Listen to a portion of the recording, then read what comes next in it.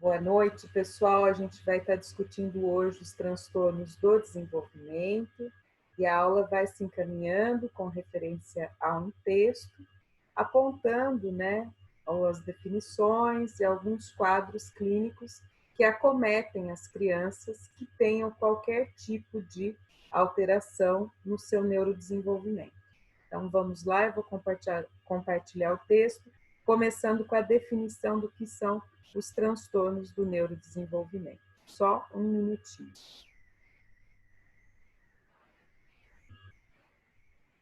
Todos conseguem visualizar? Sim, sim. Perfeito. Muito obrigada. Vou sempre acompanhando o chat, quem está entrando, e a gente vai prosseguir. Eu parei nesse momento onde a gente dizia, que são os transtornos do desenvolvimento. E aí vai a definição, Aqui eu estou fazendo a minha definição do que é, mas pautada em todos os referenciais, tá? Então, são alterações do neuro, são alterações neuropsíquicas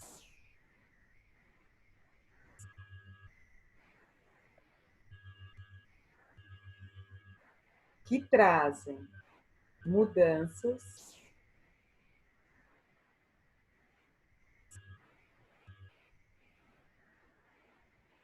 no desenvolvimento biopsicossocial da criança.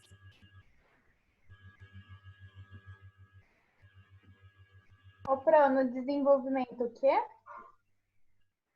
Biopsicossocial da criança. Então, ela vai trazer alterações neurológicas, psíquicas e físicas, fisiológicas, vai trazer alterações internas, emocionais, socioemocionais, psicológicas e na interação social.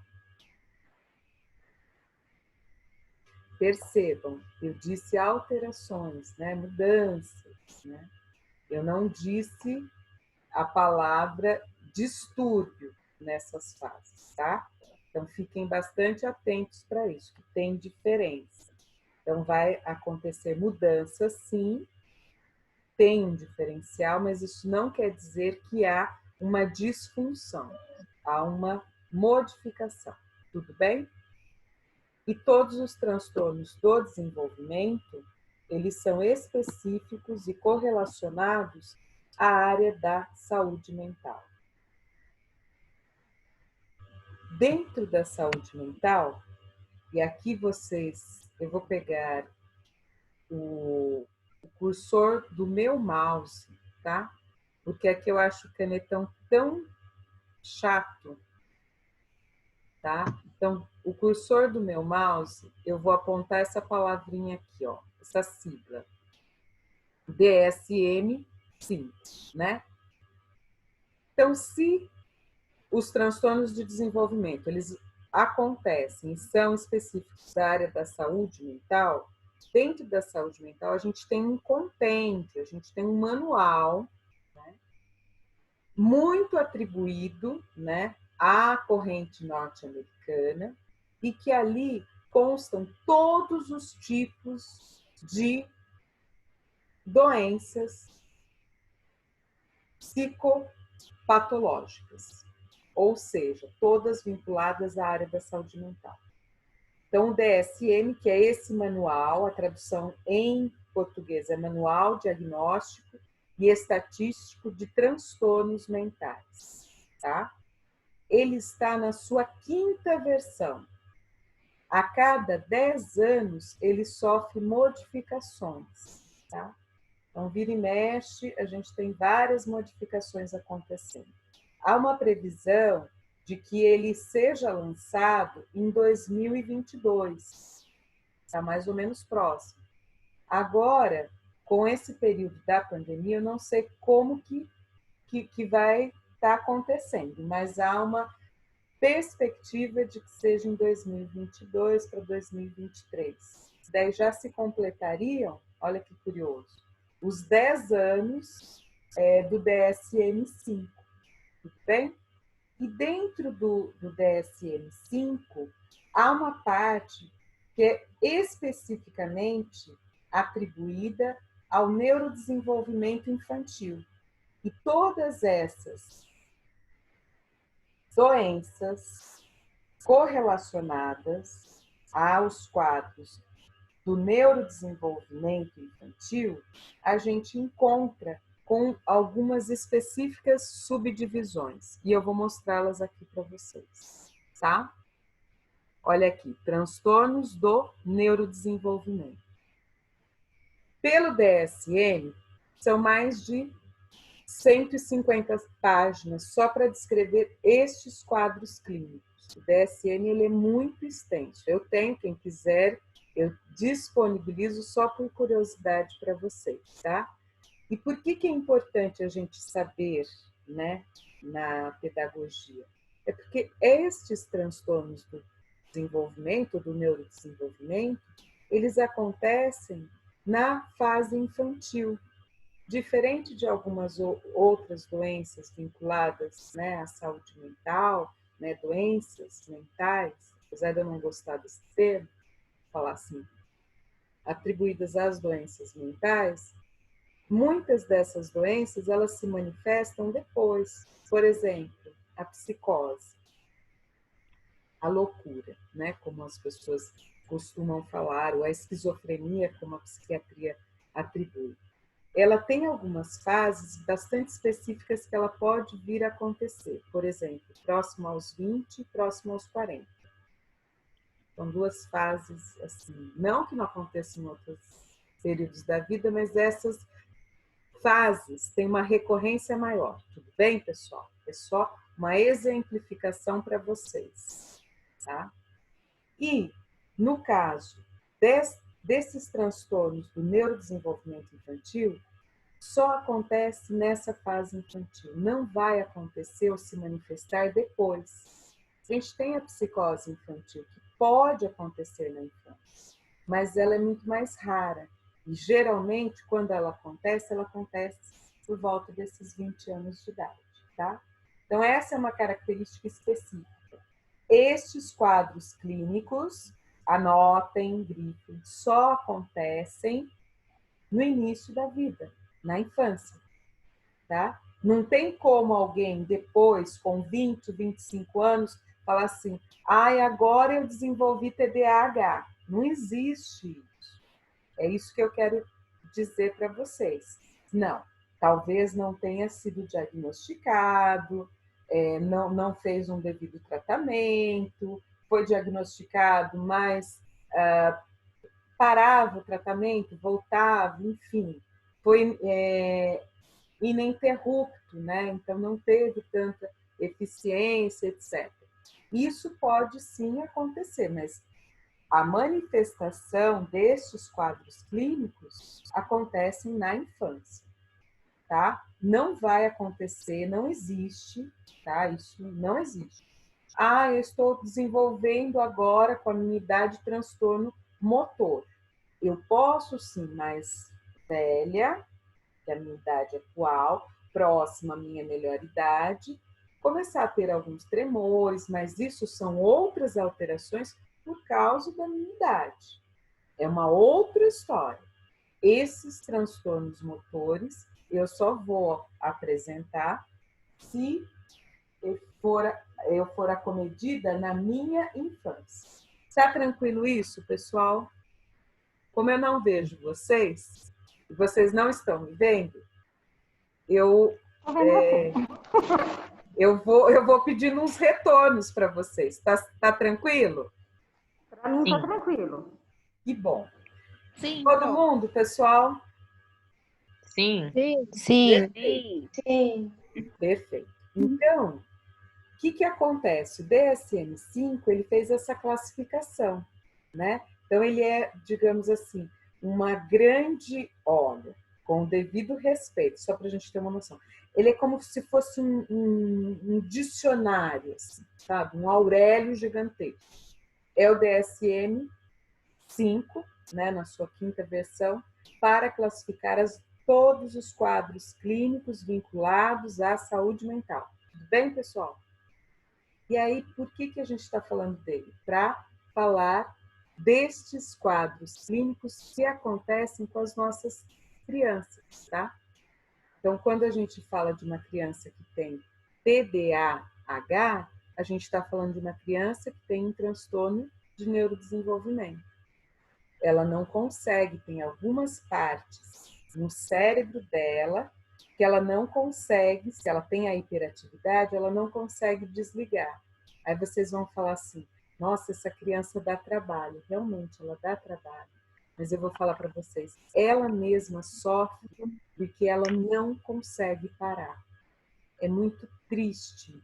É como, sabe quando alguém está exausto, mas não consegue? Não dá para parar? É mais ou menos assim. Então, é isso que acontece com essa questão da hiperatividade. Há um comando no cérebro que é como se houvesse ali um curto-circuito, vou dizer assim.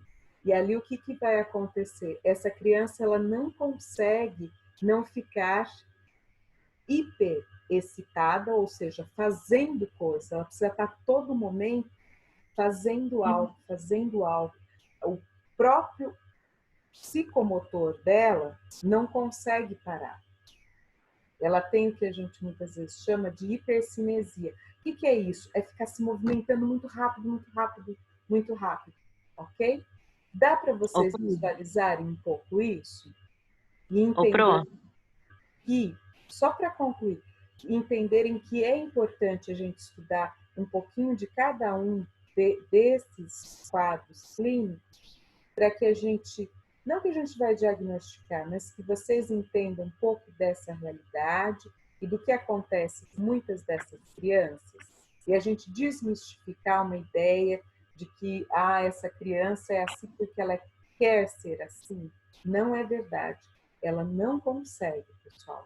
É como uma pessoa que tem um tique, um espasmo, ou uma convulsão, ela não consegue controlar. Ela pode, aos poucos, aprendendo o momento em que ela vai entrar em crise, avisar, ficar mais recolhidinha, né? Fazer o tratamento medicamentoso, o tratamento clínico direitinho, isso ela pode fazer, mas ela não é responsável para conseguir controlar, ela não consegue.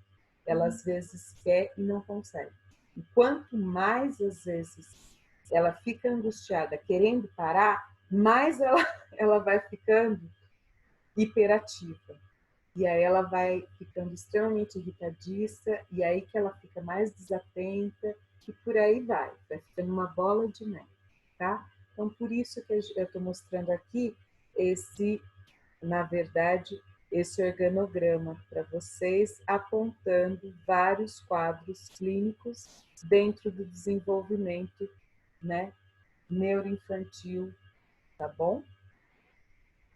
Diga, querida. Era só para concluir, pode fazer sua pergunta.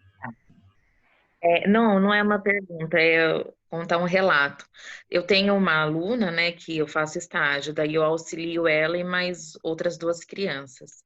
E ela foi, entre aspas, diagnosticada pela gente mesmo, porque assim, a mãe dela não aceita o diagnóstico.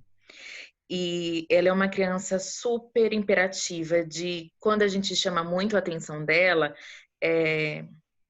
a gente fala assim, Heloísa, senta, porque assim, ela derruba a carteira, ela bate nos amigos, e ela sai fora, vai pro banheiro, deixa a torneira ligada, o dia que tá no estágio, às 6 horas tem que ficar em cima dela, porque ela demanda muita atenção. E a negligência, vamos falar assim, da mãe, piora muito o caso dela, porque ela precisaria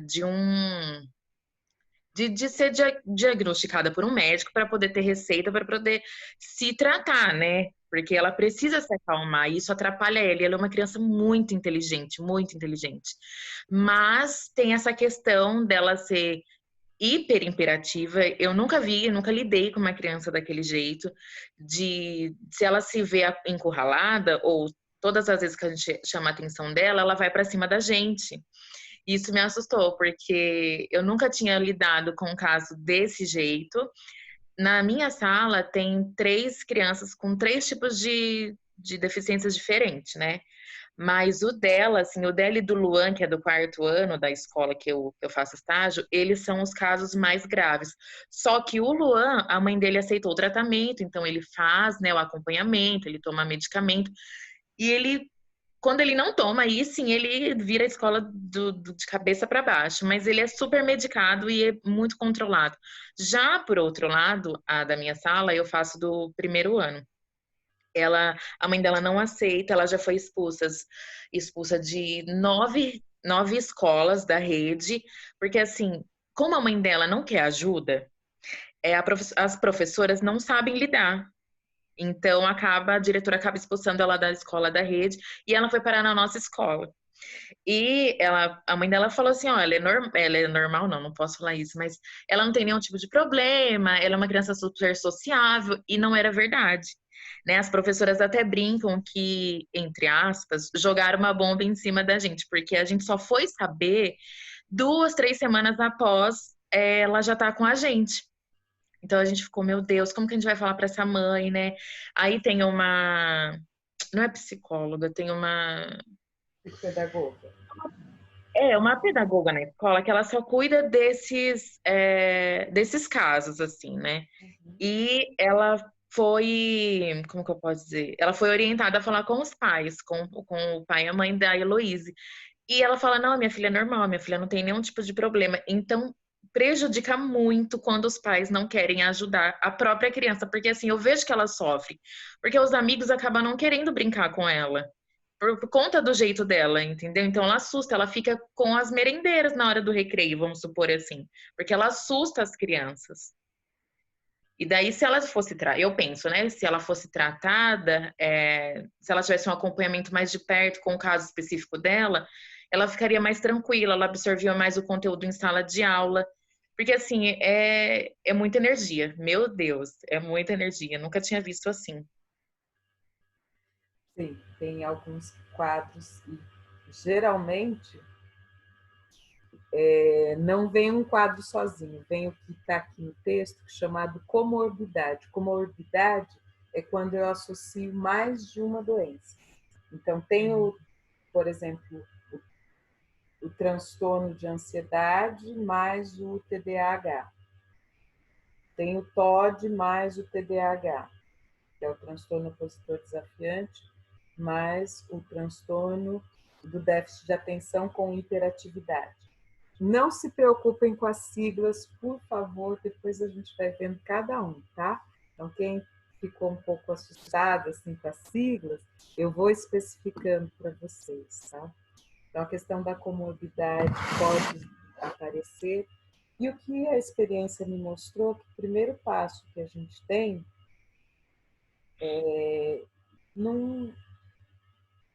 se a gente bate de frente com a família, quem na verdade pede é a criança.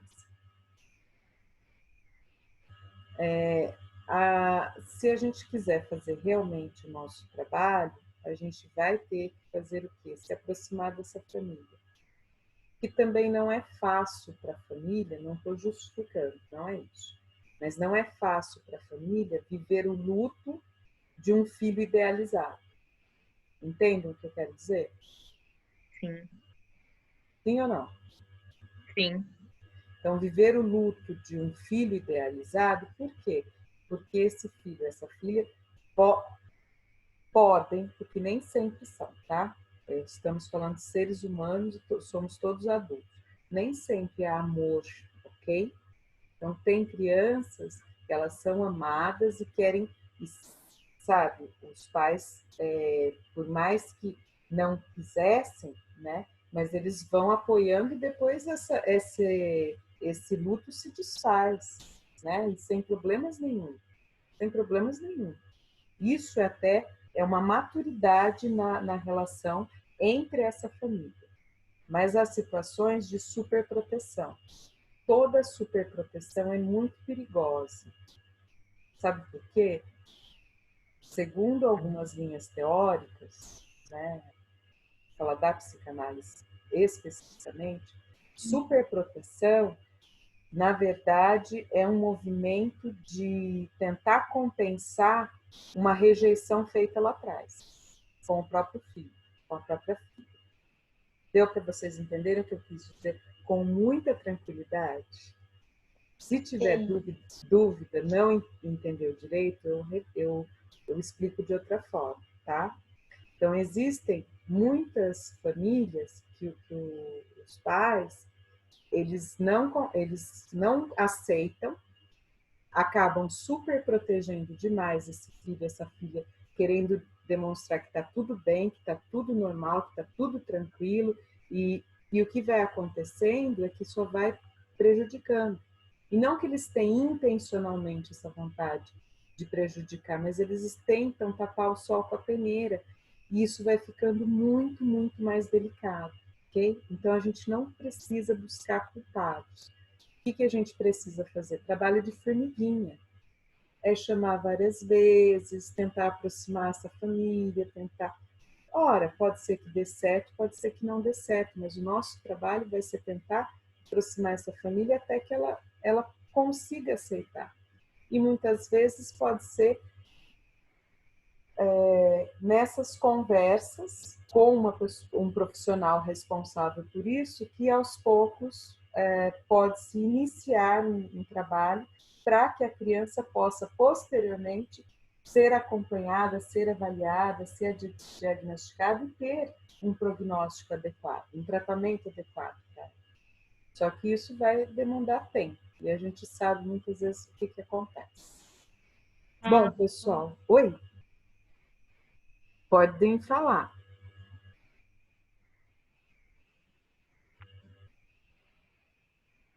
Dúvidas?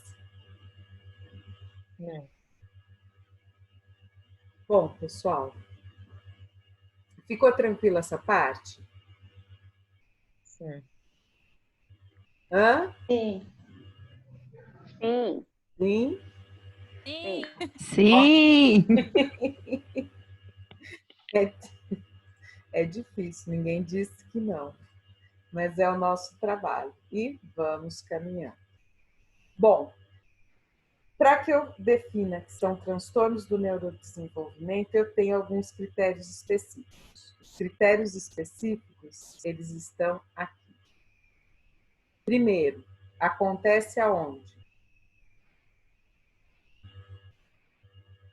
Os transtornos do neurodesenvolvimento. É a infância. Na infância.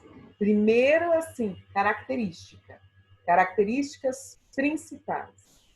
Acontecem necessariamente na infância. Não vai acontecer depois, é na infância, tá?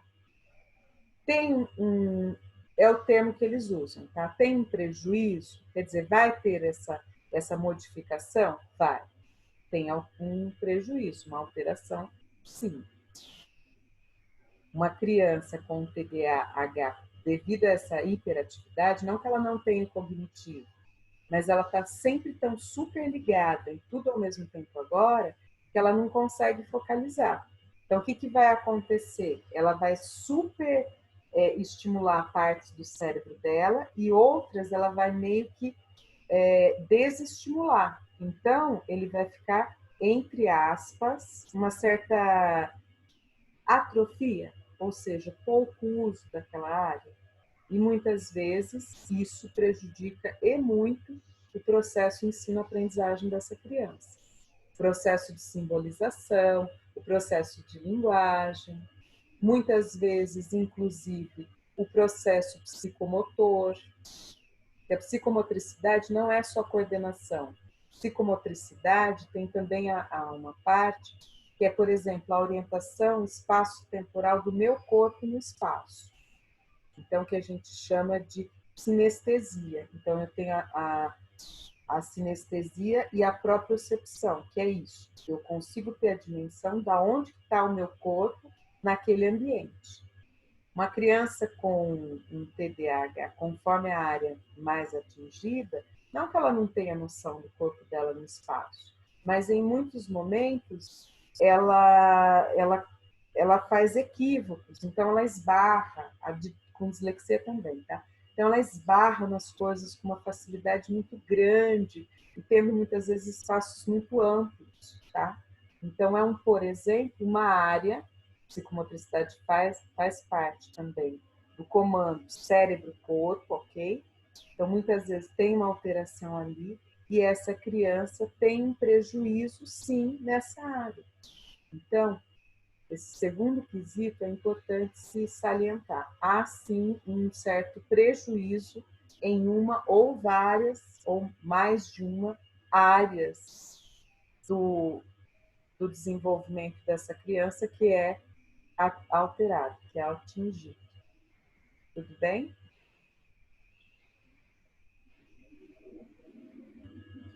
Quando a gente fala de desenvolvimento, né, como eu gosto do termo biopsicossocial, eu estou falando necessariamente do sistema nervoso central, tá?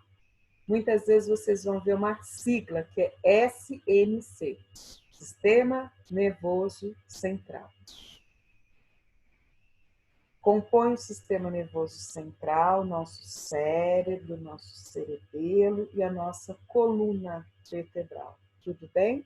Então, por isso também a gente fala da parte psicomotora, tá? Que foi um exemplo que eu dei para dizer de uma área possível que é muitas vezes atingida com um dos quadros clínicos, não só TDAH, tá?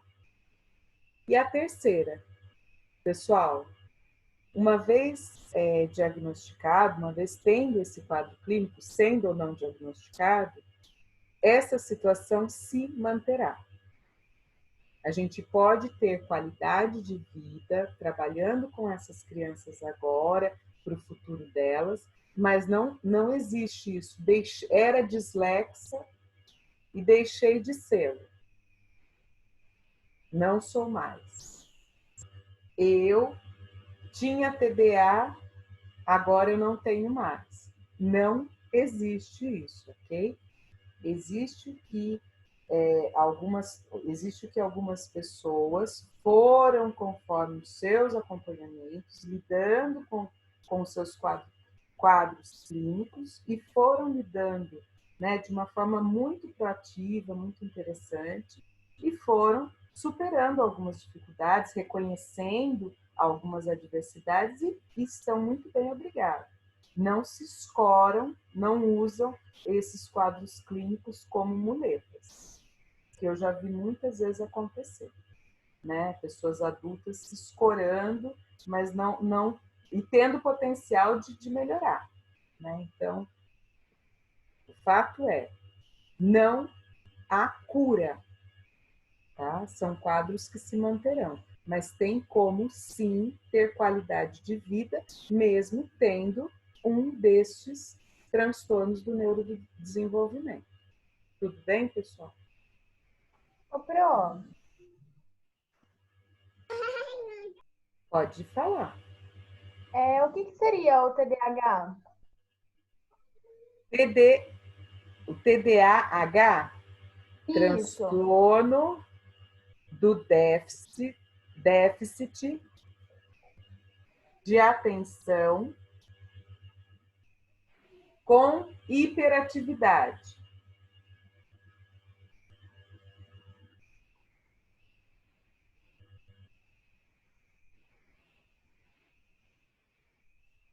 Ô, Pro,